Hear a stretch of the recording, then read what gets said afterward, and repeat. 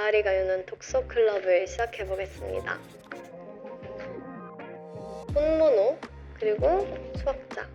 인간의 욕심이라는 게 끝이 없긴 하지만 그런 사람에게 나를 맡기고 싶진 않아요. 진짜라는 것에 대해 많은 생각을 들게 하는 책이었어요. 결핍이 없는 삶을 살면 저 또한 역시 모든 것에 무뎌질 것 같아요. 그렇게 오래 산다는 게 좋은 것만은 아니지 않을까라는 생각이.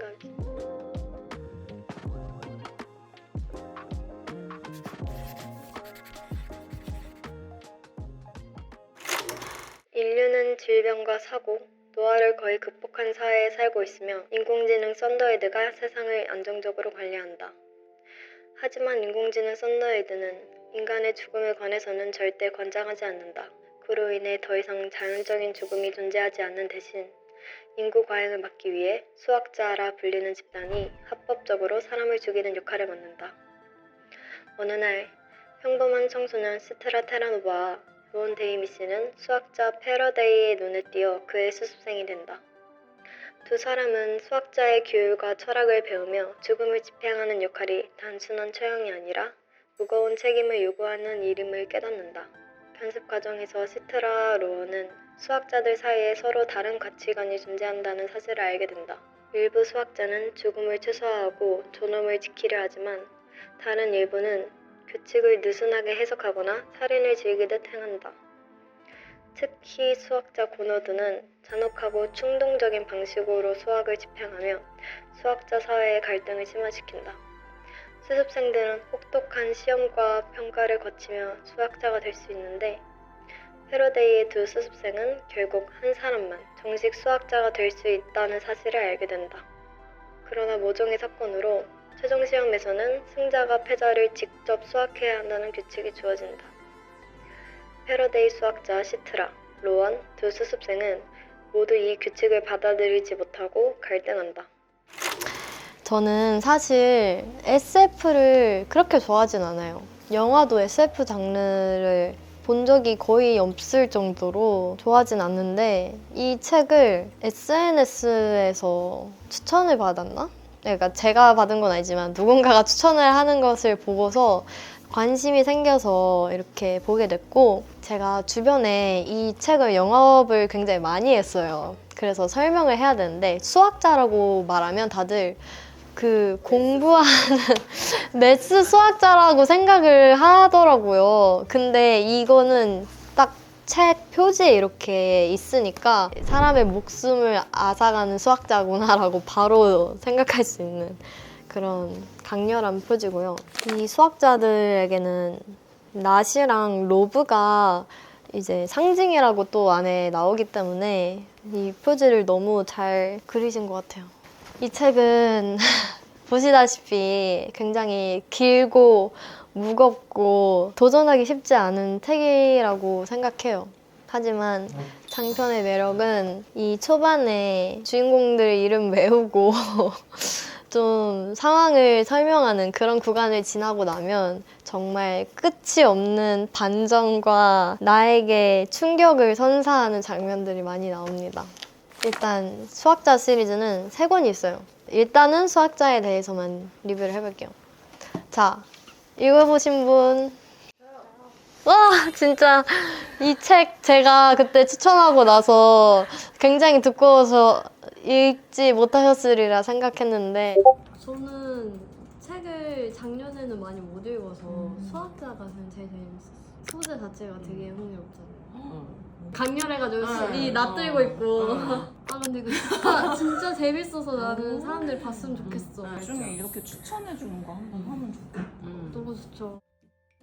쉽지 않은 여정이었어. 그쵸. 아, 어떠셨어요?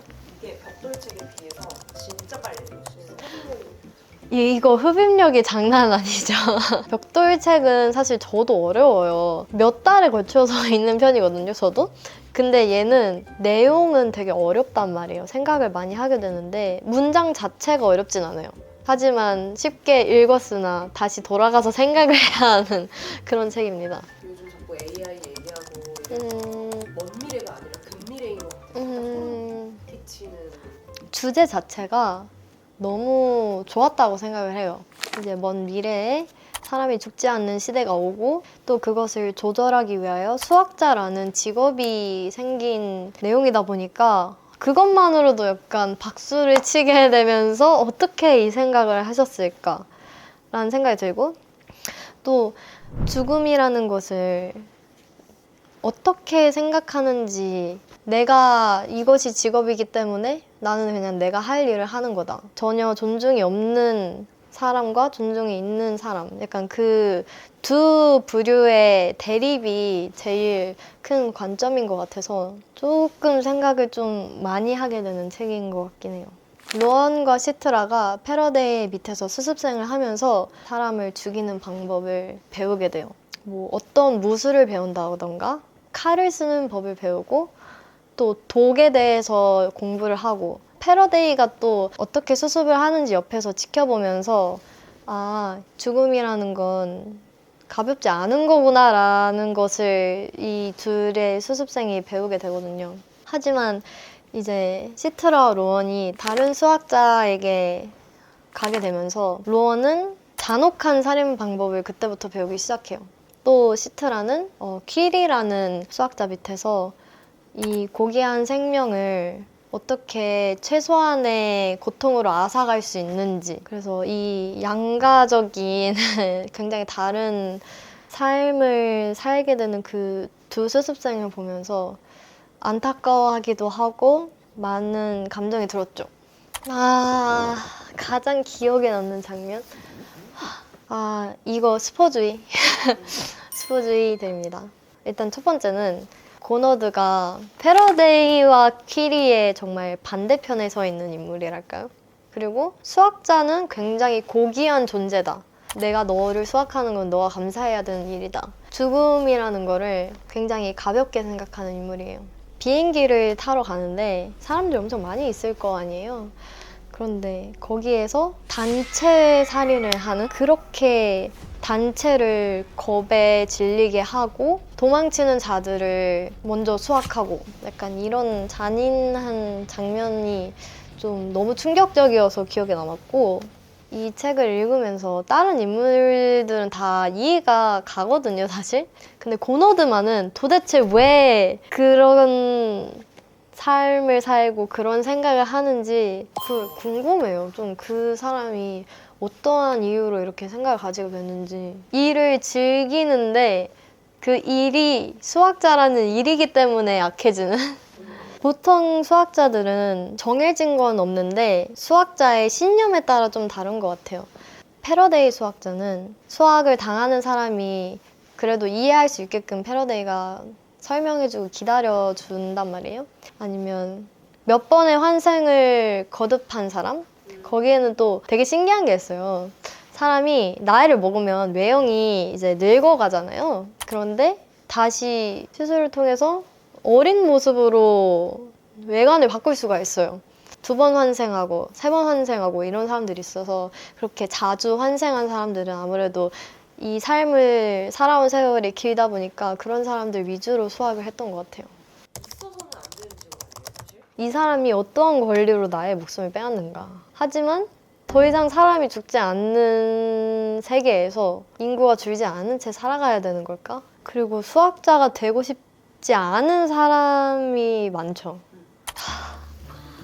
와, 진짜 힘들 것 같다. 그걸 내가 하고 싶으면 하고 말 거면 말 수 있는 거예요? 일단 수습 제의가 아무한테나 가진 않잖아요. 저 세계 안에서. 맞아요.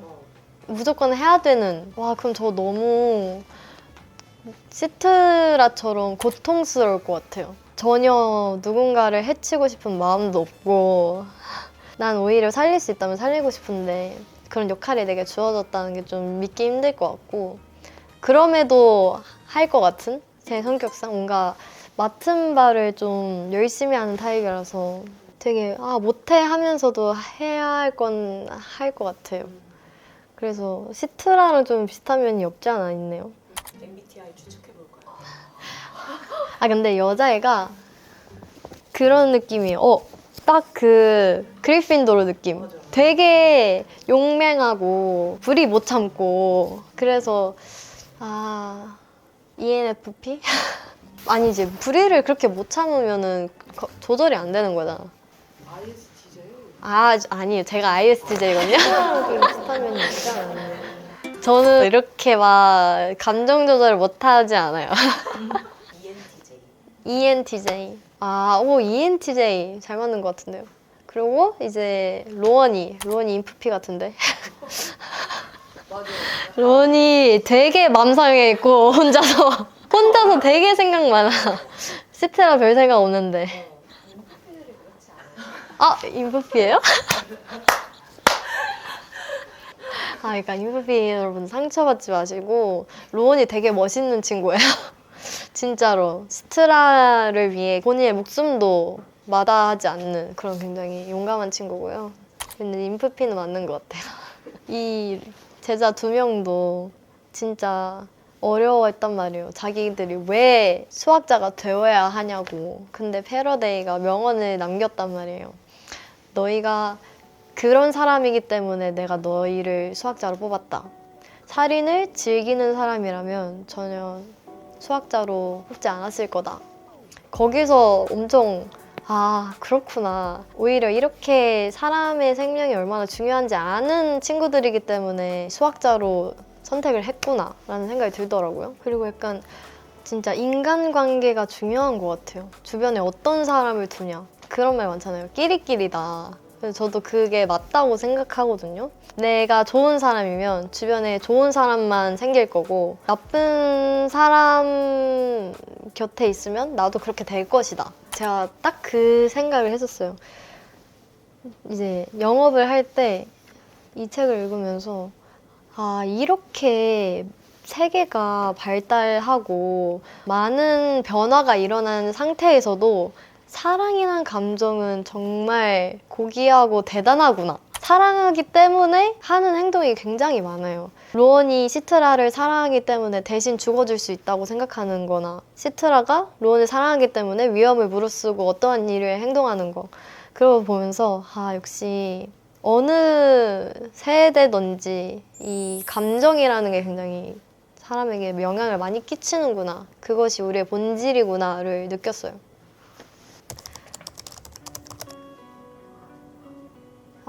못할 것 같아요. 그럴 상황이 닥쳐야 알 수 있겠지만 뭔가 그런 용기가 아직 없고 제 가족들이 그런다고 생각하면 너무 가슴이 아파서 그냥 사라졌으면 좋겠어요. 그런 상황이 오면.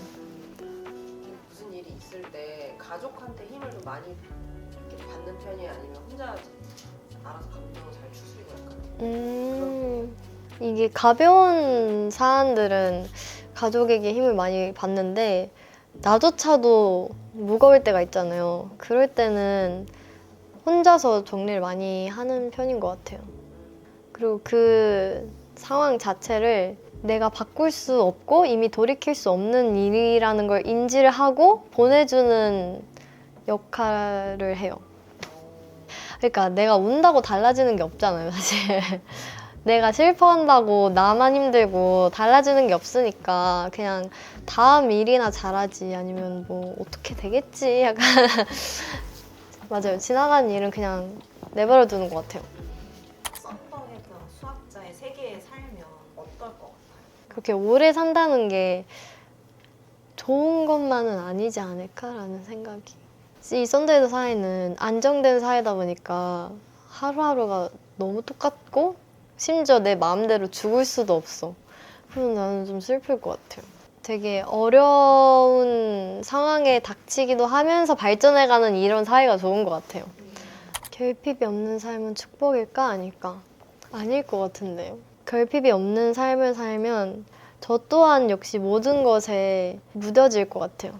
예를 들어 지금 내가 드쫑쿠가 먹고 싶은데 막 못 사고 있었다가 어떻게 티켓팅을 해서 하나를 겨우 샀어. 그때서의 오는 행복, 그걸 내가 느낄 수 있을까? 결핍이 없는 삶을 살면? 그래서 너무 슬플 것 같아요, 그런 삶이. 하지만 나는 슬픈지도 모르겠지. 그것도 좀 안타까워요. 여러분들은 어떻게 생각하세요? 결핍이 없는 삶은 축복일까 아닐까? 궁금해요. 그 컬러를 선택할 수 있잖아요. 네. 뭘로 할까요? 로브 컬러? 아, 이거 좀, 근데 로브가 주는 그것도 어렵다. 사람들에게 내가 왔다는 사실을 알리는 게 좋을까? 아니면은 티가 안 나는 게 좋을까? 그래도 저는 검은색 입을 것 같아요. 내가 수학자라는 걸 그렇게 티내고 싶진 않아요. 검은색은 입으면 안 돼. 아, 그래요? 튀게 입어야 되나? 그럼 전 빨간색이요. 아니, 근데 이것도 이유가 있는 게, 어쨌든 피가 빨간색이니까, 이 티잖아요. 그냥 흔적이 안 남는 게 좋은 것 같아요. 여기 키링 막 달고. 그러면 좀 귀여워 보일 수도 있겠다. 그런 결과가 더 중요하신 것 같은지 아니면 과정이 더 중요하신 것 같은지. 오. 아, 이거는 나는 과정이 중요한데. 그 사람의 목숨이 달린 일에서는 과정이 중요하지 않을까. 저도 결과를 중시하는 타입이긴 한데, 여기는 좀 다른 것 같아요. 참 우리나라에서 번역이 너무 잘 된 것 같아요. 그러게요. 이분 이수연 번역가님, 저도 읽으면서 느꼈어요. 번역이 잘 된 것 같아요. 왜냐면 어려운 문장이 없어요. 그래서 딱 눈에 꽂히고 너무 이 모든 하나하나가 주옥 같아요, 진짜. 빨간색 표지의 수학자. 이 책을 더 많은 분들에게 알리고 싶은 마음이에요.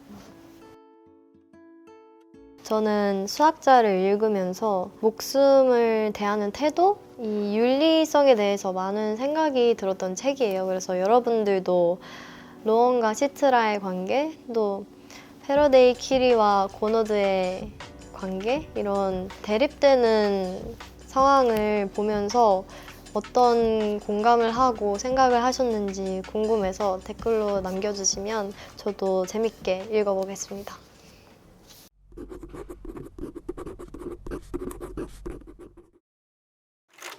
소제작 혼모네의 화자는 30년차 박수무당 문수다.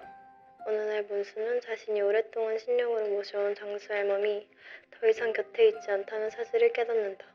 그 무렵 앞집으로 이사온 20살 남짓의 젊은 무당 신에게는 장수 할멈이 문수를 떠나 자신에게 왔다며 할멈이 당신은 너무 늙었다 라고 말했다고 전한다. 이 말은 자신의 신앙과 능력을 의심한 적 없던 문수에게 큰 충격으로 다가온다.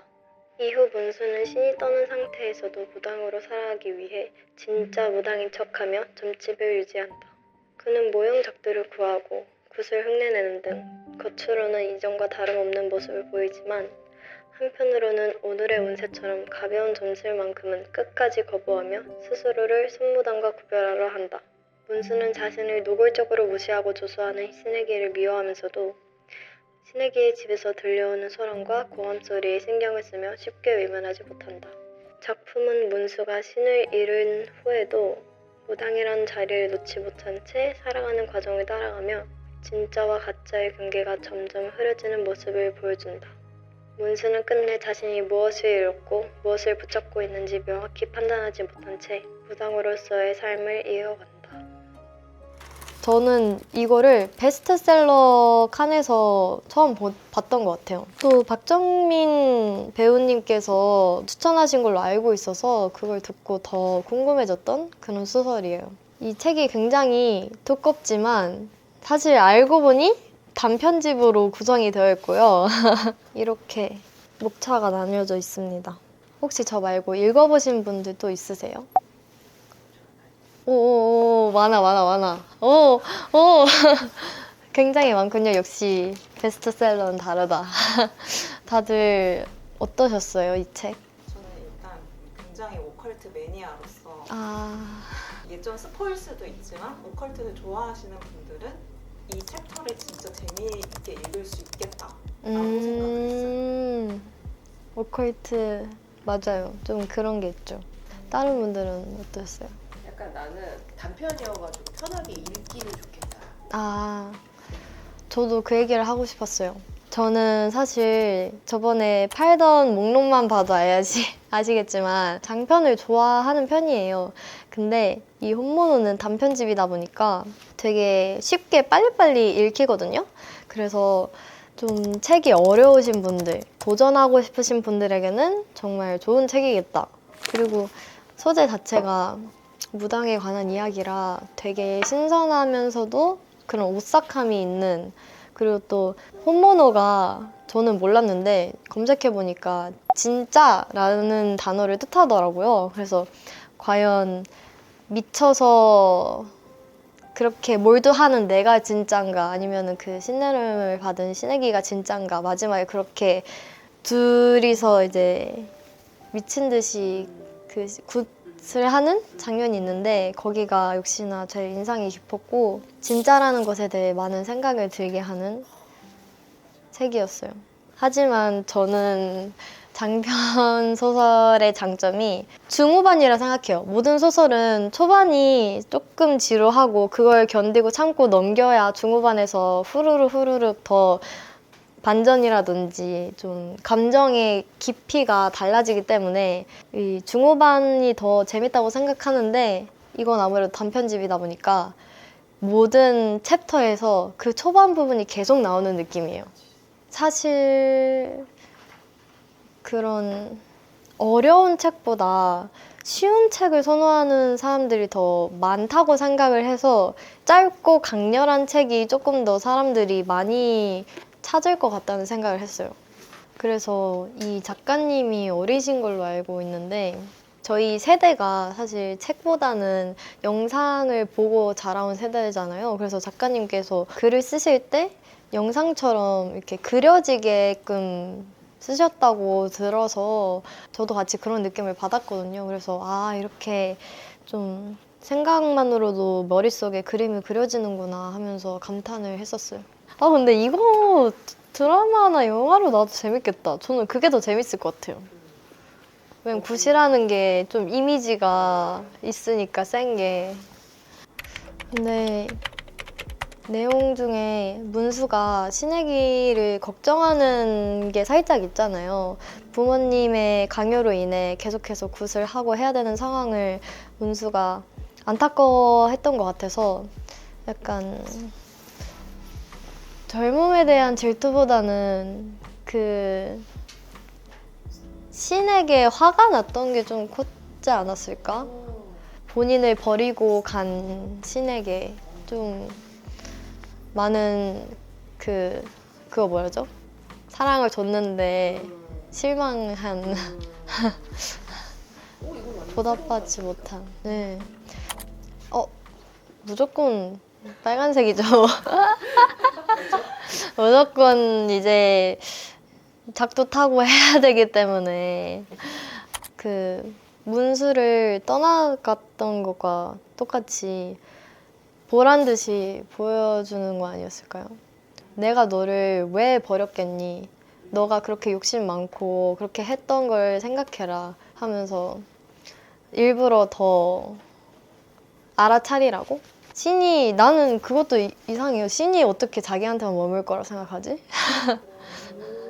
저는 그 신애기한테도 잠깐 머물다가 다른 곳으로 갈 거라 생각해요. 저는 똑같이 그렇게 욕심 많고 나약한 사람들을 떠나갔을 것 같아요. 인간의 욕심이란 게 끝이 없긴 하지만 그런 사람에게 나를 맡기고 싶진 않아요. 진짜 마지막으로 문수는 어떻게 됐을까요? 의심하지 않았어? 현실적. 그 정도 미친 사람이면 제가 또 응급실도 안 가요. 그냥 집에 가서 씻고 붕대 감고 사실 것 같은데.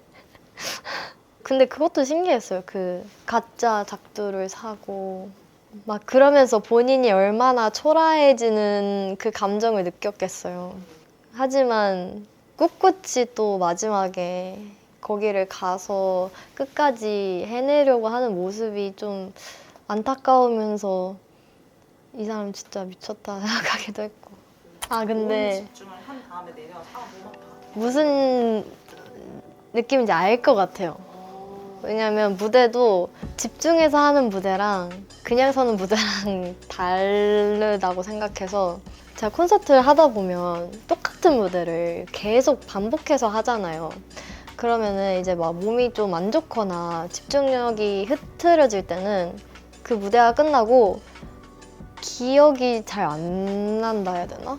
또 내가 마음을 먹고 내가 오늘 무대 할 때 어떤 마음가짐으로 집중해서 해야지 하고서 그걸 시작하면 되게 세세하게 기억이 많이 남아요.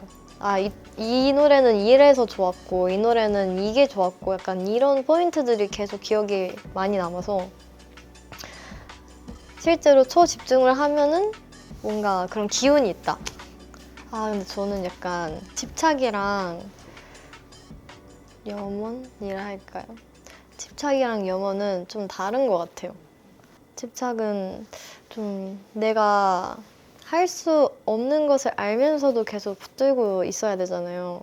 근데 저는 약간 그렇진 않아가지고 만약에 제가 뭐 연습생에서 비연예인으로 살아간다 했으면 전 인정하고서 이제 그냥 내 다음 일을 찾아서 살았을 것 같아요. 막 내가 뭐가 잘못해서 이게 안 됐고 왜 나는 이런 사람이고 약간 그렇게 나를 무너뜨리는 일은 하지 않았을 것 같아요.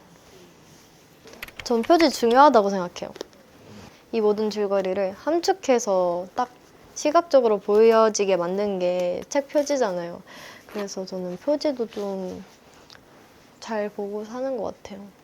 그래서 이 창비에서 이 혼모노 책에 좀 다른 책 표지 시안들을 이렇게 풀어주셨더라고요. 그래서 지금 한번 같이 봐볼까요? 엄청 많네요. 이게 챕터가 여러 개가 있다고 했잖아요. 그래서 아마 다 혼모노는 아니고 다른 챕터에 대한 사진도 있을 것 같아요. 근데 이렇게 보니까 저는 약간 이런 느낌 아니면은 이 사과가 제일 왜 표지가 됐는지 알 것 같아요. 딱 눈에 확 들어오고 뭔가 간단명료한 이렇게 어지러운 건 사실 조금 힘들어요. 그래서 저는 만약에 이 표지가 아니었다면 이 조각상이 좀 더 매력이 있어요. 이거 근데 어느 내용일까? 혹시 아시는 분들은 한번 댓글로 알려주시면 저도 재밌게 볼 수 있을 것 같아요. 저희 독서클럽의 묘미는 또 이렇게 궁금한 점을 소통하고 이런 거기 때문에 저도 질문을 계속해서 많이 드릴 예정입니다. 네, 이렇게 저의 첫 번째 독서클럽을 열어봤는데요. 제가 너무 리뷰하고 싶었던 이 수학자와 혼모노에 대해서 얘기를 많이 나눠서 너무너무 재밌었고 앞으로도 여러분들의 생각을 좀 소통을 많이 하고 싶어요. 그래서 다른 책들도 많이 들고 와볼 테니까 그때 다시 만나봤으면 좋겠습니다. 안녕!